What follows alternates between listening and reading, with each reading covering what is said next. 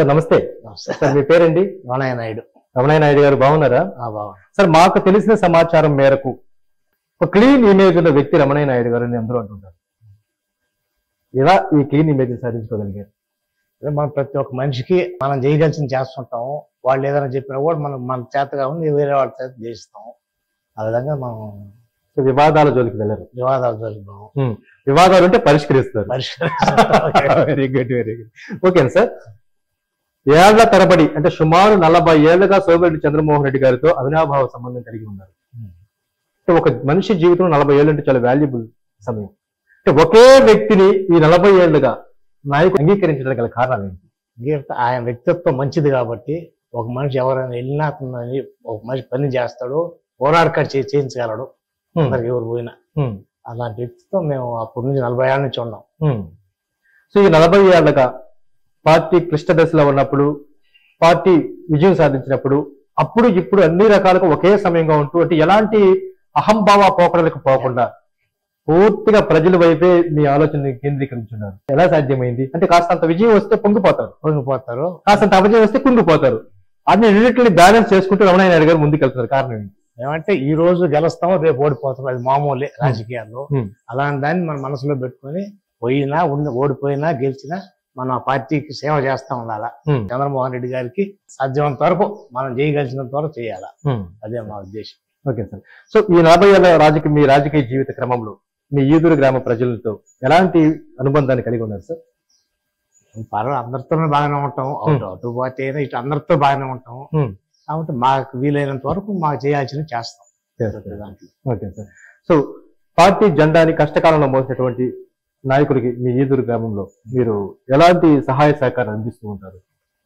అంటే మాకు వాళ్ళకి వీలైనంత వరకు వాళ్ళు ఏది అడిగినా మేము చేస్తుంటాము. దానికి ఇది కావాలంటే మేము సహాయం చేసేస్తాము. అప్పటి నుంచి ఇప్పుడు ఆ ముగ్గురు నాయకులు ఉన్నారు, ప్రభాకర్ రెడ్డి, ఎరయ్య, మల్లికార్జున. అప్పటి నుంచి మేము బాగానే చేస్తున్నాం పార్టీకి అందరం కలిసి. ఇప్పుడు అదే విధంగా చేస్తున్నాం. వాళ్ళు ఉన్నా లేకుండా మన సొంత పార్టీతో పాటు చేస్తున్నాం. చంద్రమోహన్ రెడ్డి అంటే మన సొంత మనిషిగా అందరం కలిసి చేస్తాం. నిన్న మొన్నటి వరకు తోటపల్లి గుడ్రు మండలం కాస్తంత చంద్రమోహన్ రెడ్డి గారికి కష్టం అవుతాదేమో అనుకుంటున్న సందర్భంలో మీ ఈదూరు గ్రామంలోకి సోమిరెడ్డి చంద్రమోహన్ రెడ్డి గారిని ఆహ్వానించి ఒక జయప్రదమైనటువంటి మీటింగ్ ని నిర్వహించి తద్వారా తెలుగుదేశం పార్టీకి టీపీ గుడ్రు మండలంలోనే ఒక ఊపు తీసుకొచ్చినట్టు అయింది. ఎలా ఫీల్ అవుతున్నారు? అంతా అతను వచ్చాడు, తీసుకొచ్చాము, అందరినీ కలిపాము, అందరూ వచ్చారు. ఆ విధంగా జరిగితే మాకు సంతోషం ఉంటుంది. లేదు చంద్రమోహన్ రెడ్డి గారు వచ్చారు, ఎవరు రాలేదు అటు ఇటు అంటే మాకు బాధపడుతుంది. ఇది మాకు బ్రహ్మాండంగా జరిగింది. ఆయన సంతోషం కూడా మేము సంతోషంగా ఉన్నారు. సో కష్టదశల్లో సోమిరెడ్డి గారు వెంటే నడిచిన మీరు రాజకీయ ఈక్వేషన్స్ బాగా మారాయి. ఇప్పుడు అందుతున్న సమాచారం ప్రకారం ఖచ్చితంగా సోమిరెడ్డి గారి విజయం ఖాయం అని దాదాపు అందరూ అంటూ ఉన్నారు. మరి ఆయన విజయం ఖాయమని మీరు నమ్ముతున్నారా సార్? 100% కరెక్ట్ గా నమ్ముతున్నాం. వస్తాడు, తప్పకుండా గెలుస్తాడు. ఆయన విజయం కోసం మీరు ఎలాంటి ప్రణాళికలతో ముందుకు వెళ్తున్నారు సార్? ఆయన కోసం మేము రాత్రి పొగులు మేము పోరాడతాం.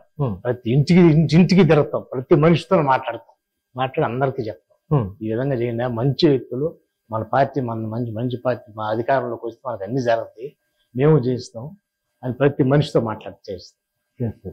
సో మరి ముఖ్యంగా ఈసారి తెలుగుదేశం పార్టీ అధికారంలోకి వస్తే మీ ఈదూరు గ్రామంలో నుంచి ఏ పనులు కావాలని చెప్పి అడగాలనుకుంటున్నారు సార్ మీరు? ఇళ్ల కాలనీలు ఉన్నాయి, కొన్ని రోడ్స్ ఉన్నాయి. ఆ రోడ్లు అంతకంటే మనకి లేదు. సోమిరెడ్డి గారి విజయం సాధిస్తే ఇవన్నీ జరుగుతాయని చెప్పి నమ్ముతున్నారా సార్? జరుగుతాయి, నమ్మకంగా ఉన్నాం. Okay sir. సార్ రాష్ట్రంలో ప్రజెంట్ ఒక అరాచక రాజకీయం జరుగుతుందని కొంతమంది రాజకీయ విశ్లేషకులు అంటున్నారు. అంటే ప్రశ్నిస్తే కేసులు, ఎదురు తిరిగితే కొట్టడం జరుగుతున్నాయి అంటున్నారు. నిజమే కరెక్ట్ జరుగుతున్నారు. తెలుగుదేశం పార్టీ వాళ్ళు కావాలని ఉన్న నేను చెప్తే కావాలని అంటుంటారు, ప్రతి మనిషి చెప్తున్నారు. అంతేనా సార్? పార్టీ లేని కూడా చెప్తారు. సో మొత్తానికి అరాచక ప్రభుత్వం అంటారు. రాజశేఖర రెడ్డి గారు, జగన్ రెడ్డి గారి పరిపాలన ఏది బాగుండింది? రాజశేఖర రెడ్డి బాగున్నాడు, పరిపాలన బాగుండింది, ఆయన బాగా. సో జగన్ రెడ్డి గారి పాలన బాగా అరాచకం ఉంటారు. సో అరాచకం పోవాలి అన్నా, రాష్ట్రం ప్రగతి పథకం నిలవాలన్నా బాబు గారు రావాలి తప్పనిసరిగా. వస్తారా? తప్పకుండా వస్తారు. సర్వేపల్లి సోమిరెడ్డి గారు వస్తారా? గ్యారంటీ. గెలిపిస్తారా? గెలిపిస్తాం. అహర్నిశలు శ్రమ చేస్తారంటారా? Okay, thank you very much sir. Thank you. మీ బీసీ సామాజిక వర్గానికి ఆ అభివృద్ధి విషయంలో ఏ పార్టీ బాగా పనిచేసింది? ఫస్ట్ నుంచి తెలుగుదేశం, దాంట్లో నో డౌట్. రాజశేఖర రెడ్డి గారు చేశారు, కానీ దాని మీద కూడా చంద్రబాబు నాయుడు గారు ఫస్ట్ నుంచి కూడా బీసీల కంటే ఒక మంచి ఇదిగా ఫస్ట్ నుంచి గౌడాస్ కంటే ఒక ఇది ఇవ్వడం కానీ ఫస్ట్ నుంచి ఉంది. అందువల్ల తెలుగుదేశం పార్టీ అంటే చాలా మందికి అభిమానం ఉంది. కానీ మధ్యలో ఈ జగన్ గాలి అనేది రావడం వల్ల కొంత మారించుండే. కానీ ఇప్పుడు మళ్ళా యాసిటీస్ అందరూ తెలుసుకున్నారు, తెలుగుదేశం ప్రభుత్వం సైడ్ ఉండాలని నిర్ణయించుకున్నారు. ఖచ్చితంగా ఆ విధంగా ఉంటారు కూడా. ఈసారి సర్వేపల్లి తిరగలేదు అంతే. అంతేనా? అంతే. పలు సందర్భాల్లో మీ తెలుగుదేశం పార్టీ అధినేత నారా చంద్రబాబు నాయుడు గారు మాట్లాడుతూ తెలుగుదేశం పార్టీకి బీసీలే వెన్నెముక అంటుంటారు. అఫ్ కోర్స్ నిజమేనండి. ఆ వెన్నెముక 2019 ఎలక్షన్ లో పట్టు తప్పి మళ్ళీ సెటిల్ అయింది. 100% అట్టే మారింది. మళ్ళీ ఆయన వచ్చాడు, మళ్ళా ఉన్నాడు, మనకి చేస్తాడని నమ్మకం వాళ్ళకి కూడా అయింది. జగన్ వల్ల చాలా వరకు తెలుసుకున్నారు కూడా. ఇతను ఒకటే సామాజిక వర్గానికే చేస్తాడని అందరూ డిసైడ్ అయిపోయారు. వాళ్ళకే చూసుకున్నాడు, మిగతా వాళ్ళ బీసీలను పట్టించుకోరు, మిగతా వాళ్ళ కేటగిరీ ఎవరిని పట్టించుకోరు, వాళ్ళకి అవసరమైన వాళ్ళు వాళ్ళ కార్యకర్తల వరకే చూసుకున్నారు, మిగతా వాళ్ళని పట్టించుకోవట్లేదని బాగా అర్థమైంది. చాలా వరకు తెలుసుకున్నారు. ఖచ్చితంగా తెలుగుదేశం పార్టీ సైడ్ ఉంటారు, నిలబడతారు కూడా. Okay sir. సునీల్ కుమార్ గారు, ఈ 5 ఏళ్ల కాలంలో జగన్మోహన్ రెడ్డి గారి పార్టీ నుంచి ఎన్నో ఆగడాలను తట్టుకుని ఆ పార్టీలో నిలబడి తెలుగుదేశం పార్టీ జెండాని నిలిపారు అంటున్నారు. ఖచ్చితంగా. అసలు చిన్న ఆగడాలుగా చెప్పాలంటే ఒక ఊర్లో రౌడీజం ఎట్టుందంటే వాళ్ళు చెప్పిందే వేదం అయిపోతుంది. అసలు ఏమి ఎదురు మాట్లాడేదానికి లేదు. ప్రతి దాంట్లో వాళ్ళకి అది కట్టింగ్లు ఇది కట్టింగ్లు. ఏమైనా మాట్లాడంటే బయటకు వచ్చి మాట్లాడాలంటే వాళ్ళు పింఛన్ తీసేస్తారని భయపడిపోతున్నారు. ఒక్కరు పథకాలు రాకుండా ఈ 300 యూనిట్లు పెట్టి సగం ఎత్తేసారు. రేషన్ కార్డులు ఎంత చరిత్రలో రేషన్ కార్డులు ఇచ్చిన దగ్గర తీసింది లేదు కదా.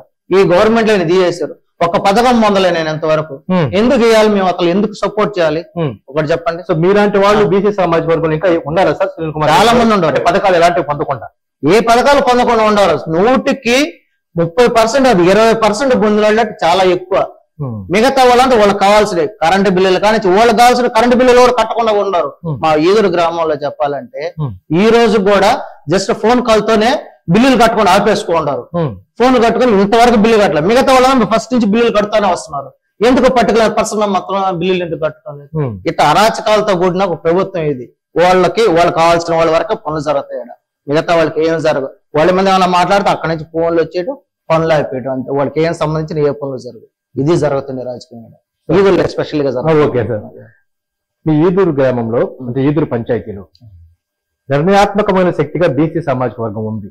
మరి రానున్న ఎన్నికల్లో మీ బీసీ సామాజిక వర్గాల మద్దతు ఏ పార్టీకి ఉండే అవకాశం? ఖచ్చితంగా తెలుగుదేశంకి ఉంటుంది. ఖచ్చితంగా. ఎందుకంటే చాలా మంది భయపడి బయటికి రాలేకున్నారే కానీ ఓటింగ్ దానికి 90-100% కి అట్లీస్ట్ 75% మాది కన్ఫర్మ్. అది బయటకు వచ్చేదనే కానీ బయటికి రాలేకున్నారు. ఎందువల్ల అంటే వీళ్ళంతా గొడవలు పెడతారు, వాళ్ళకి గొడవలు పెట్టేస్తారు అన్న భయంతో ఒక ఇదిలో ఉన్నారు. కానీ ఖచ్చితంగా ఓటింగ్ సైడ్కి వచ్చేసరికి 75% మాది కన్ఫర్మ్. అది తెలుగుదేశం పార్టీ నిలబడుతుంది అంతే. ఈసారి సర్వేపల్లిలో సోమిరెడ్డిని గెలిపిస్తున్నాం అంతే నిర్ణయం చేస్తాం. సోమిరెడ్డి గారితో ఎప్పటి నుంచి అనుబంధం కలిగి ఉన్నారు సార్? మేము ఫస్ట్ నుంచి నాకు తెలిసిన నుంచి నేను ఇప్పుడు దగ్గర 4 ఓటింగ్లు వేసాను. 4 ఏళ్లలో కూడా 4 సార్లు వేసాను. వేసినా కూడా ఫస్ట్ నుంచి టీడీపీకి వేస్తున్నా. ఇది మనసులో ఉంది కదా, బయటకే చెప్తా ఓపెన్ గా, ఇబ్బంది లేదు. అది సోమిరెడ్డి గారితో అవినాభావం అంతే. సో రానున్న ఎన్నికల్లో సోమిరెడ్డి గారి విజయం ఖాయం అంటారు. ఖచ్చితంగా. ప్రత్యేకించి మీ సర్వేపల్లి నియోజకవర్గంలో బీసీల ఓట్లు అధికంగా ఉన్నాయి. సో బీసీ కులాలు కూడా ఒక్కొక్క సంఘాన్ని పెట్టుకుని ముందుకు వెళ్తూ ఉంటారు. అయితే ఈ బీసీలు అందరూ కలగలుసుకుని మాట్లాడుకుని ప్రజానాయకుడు అని మీరు పిలుస్తున్నటువంటి సోమిరెడ్డి గారి విజయం కోసం పాటుపడే అవకాశం ఉందంటారు? ఖచ్చితంగా ఉంది. ఎందువల్ల అంటే ఇప్పుడు కేటగిరీ అనకుండా ఒక బీసీలో మాక్సిమం అందరిని ఒక సపోర్ట్ చేస్తూ మీకు వర్గాలకి ఇది, మీకు ఇది చేస్తాం, మాకు అది చేస్తాం అన్ని నీట్ గా చెప్పుకుంటా ఎవరిని కూడా పక్కన పెట్టింది లేదు. బీసీ వర్గంలో ఎవరిని కూడా బయట పెట్టింది లేదు. ఇక్కడ వచ్చినా కూడా ఎక్కడ పోయినా బీసీలో మీ వరకు ఇబ్బంది లేదు, మీకు ఈ పనులు చేస్తాం, మీకు ఇది చేస్తాం, మీకు కావాల్సింది చేసుకోండి, మీకు కావాల్సిన మేము సపోర్ట్ చేస్తాం. ఈవెన్ చంద్రమోహన్ రెడ్డి కూడా ఇప్పుడు కూడా మాకు ఇది అడగంగానే సరే మీ రైట్, మీకు ఇది చేసుకొని మేము సపోర్ట్ చేస్తాం, ఇబ్బంది లేదు చేసుకోండి అని చెప్పింది. అందువల్ల బీసీలు మాక్సిమం గవర్నమెంట్ కి సపోర్ట్ చేస్తారు. ఎవరో తెలియక ఇప్పుడు కూడా అనలైజ్ చేసుకోలేకుండా ఇబ్బంది జరుగుతుందని తెలియట్లేదు చాలా మందికి. అసలు డెవలప్మెంట్ లేదు. మెయిన్ ఒక ఎడ్యుకేటెడ్ పర్సన్స్ చాలా వరకు అర్థం చేసుకున్నారు. చాలా ఇంకా ఇంప్రూవ్ వస్తుంది. చాలా ఎలక్షన్ లోపల చాలా వరకు మారిపోతారు కూడా. ఎందువల్ల అంటే ఇది డెవలప్మెంట్ లేకుండా ఎంతసేపటికి పథకాలు ఇచ్చుకుంటా పోతే అసలు ఫ్యూచరే లేకుండా పోద్ది. ఆంధ్ర వేస్ట్ అయిపోద్ది. తెలుసు అందరికి. అది అంటే అదే తల్ల ఊడుకోబోంది కాబట్టి అట్టా ఉన్నారు. రెస్ట్ ఆఫ్ ద పీపుల్ బయటకు వచ్చేసారు. ఓకే. మీ సామాజిక వర్గంలో మీకు ఏదైనా పదవి ఉందా? గౌడ సామాజిక వర్గానికి చెందిన కుల ప్రెసిడెంట్ నాకని కాదు, కులంలో పిల్లలు బాగున్నారు బ్రహ్మాండంగా. ఓకే. అది నేను పర్టికులర్ గా నాకు పదవులు- ప్రజా పదవి కాదు సార్. ఆ. అంటే మీ గౌడ కుల సంఘాలకు కొన్ని కమిటీలు ఉన్నాయి కదా, యా, యా. జై గౌడ ఆ. ఇట్లా అట్టా టోటల్ మీకు ఏమైనా పదవి ఉంది? నాకు ప్రెసిడెంట్ ఏదైనా పదవుల్లో ఏం లేనండి. నేను సపోర్టింగ్ అయితే ఉంటది, ఎప్పుడు 24 గంటలు సపోర్ట్ ఉండదు. ఇటు టీడీపీ కానీ గౌడ సంఘానికి కానీ ఎప్పుడు నేను మీటింగ్లు కట్టేస్తాను, బాగుంటుంది దానికి. కుల సంఘం ఒక కన్ను అయితే పార్టీ ఒక మరొక కన్ను అంటారు. Of course of course. Right left అనుకోవచ్చు కదా, ఏది నేను డిఫరెన్స్ చేయలేను కానీ మాక్సిమం రెండు కళ్ళుగా తీసుకుంటాను. Okay sir. ఈదూరు గ్రామ పంచాయతీలో మీరు ముందుకు వెళ్తున్నట్టు లీడర్షిప్ క్వాలిటీస్ తో ముందుకు వెళ్తున్న సమయంలో మీకు సంఘీభావాన్ని ప్రకటించిన నాయకులు ఎవరు చెప్పగలరా? చాలా మంది ఉన్నారండి, చాలా మంది. ఈదూరులో మిట్టపాలెం ఎస్పెషల్లీ మేము ఉండే ఏరియాలో చెప్తున్నాను. వాళ్ళందరూ ఎట్టుందయ్యా పరిస్థితి, ఎట్టుందయ్యా ఈ విధంగా మనల్ని ఇబ్బంది పెడతా ఉండరు, మేము బయటకు వస్తే మా మంది ఏదో ఒకటి పెట్టిస్తున్నారు, నేను ఇక్కడ నుంచి పోవాలంటే ఏది చేసినా కూడా పోలీస్ స్టేషన్ లో కేసులు పెట్టించేస్తున్నారు, వాళ్ళు సపోర్ట్ చేసుకొని మమ్మల్ని ఇబ్బంది పెడతా ఉన్నారు, బయటకు వచ్చి మాట్లాడలేని పరిస్థితుల్లో ఉన్నాం మేము. ఈవెన్ మీటింగ్ కలానా బయటకు వస్తే ఈ విధంగా ఏదో ఒకటి వాడికి ఇడికి పెట్టేసి గొడవలు పెట్టేస్తున్నాం, గందరగోళాలు చేస్తున్నారు. దానివల్ల రాలేకున్నాం. మీకు వరకు అయితే ఏమైనా ఇబ్బంది లేకుండా రేపు ఎలక్షన్ టైంలో మీకు చేయాల్సింది చేస్తాం అని వాళ్ళు చాలా మంది ఆడవాళ్ళు నాకు చెప్పిన వాళ్ళు, ఆడవాళ్ళు మగవాళ్ళు పర్సనల్ కలిసిన వాళ్ళందరూ చెప్తానే ఉన్నారు. మొత్తానికి ఒక సైలెంట్ ఓటింగ్ రేపు జరగబోతుందా? ఖచ్చితంగా సైలెంట్ ఓటింగ్ అని చెప్పొచ్చు. ఎందువల్ల అంటే బయటకు వస్తే కొంతమంది ఇక్కడ అరాచక శక్తులు లాగా ఉన్నారు. ఎట్లా ఉండదు. ఎట్లా అంటే వాడు మాట్లాడి వాడికి వ్యతిరేకంగా ఈడు ఆ పార్టీలోకి వెళ్తున్నాడు, ఆ పార్టీ సైడ్ వస్తున్నాడు అంటే వాడి మీద నెక్స్ట్ పక్కన ఉండేవాడితో వాడికి గొడవ పెట్టించడం, వాళ్ళిద్దరు గొడవలు పెట్టేసి వాళ్ళిద్దరు రిజిస్ట్రేషన్స్ ఇద్దరు వాళ్ళకి రికమెండేషన్ చేయడం, ఈ విధంగా ఉంది. ఇదే ఈదూరులో జరుగుతుంది, మెయిన్ ఇదే జరుగుతుంది. సో మొత్తానికి జగన్మోహన్ రెడ్డి గారి పరిపాలనలో అంటే అధికార పార్టీ ఆగడాలతో విసిగి వేసారిపోయినటువంటి ప్రజలు మార్పు కోరుకుంటున్నారు. అఫ్ కోర్స్ అదే మార్పు కోరుకుంటున్నారు. రేపు రానున్న ఎన్నికల్లో రూపంలో ఖచ్చితంగా బుద్ధి చెప్తారు, వాళ్ళు బుద్ధి చెప్తారు. ఖచ్చితంగా. సో మొత్తానికి సోమిరెడ్డి గారి విజయం కోసం సునీల్ కుమార్ గౌడ్ గారు కష్టపడి పనిచేస్తారు. ఖచ్చితంగా చేస్తారు, గెలిపించుకుంటాం ఈసారి ఖచ్చితంగా. సర్వేపల్లిలో సోమిరెడ్డి గారు గెలిచేశారు అంతే, దాంట్లో నో మోర్. గెలిచేశారు అంతే, నో మోర్ డౌట్. బికాస్ ఇది అంతా ఒక్కొక్క ఊర్లో చేరికలు ఆ విధంగా ఉంది, అందరూ వస్తున్నారు, రియలైజ్ అయ్యారు చాలా వరకు. ఈ విధంగా ఉంటే మనం ఇంకా తొక్కేస్తారని కూడా అర్థం చేసుకున్నారు. సో ఖచ్చితంగా సోమిరెడ్డి గారు గెలిచేశారు అంతే. ఓకే సార్, మీ ఆశాభావం ఎరగాలని కోరుకోండి sir. Thank you very much. Thank you.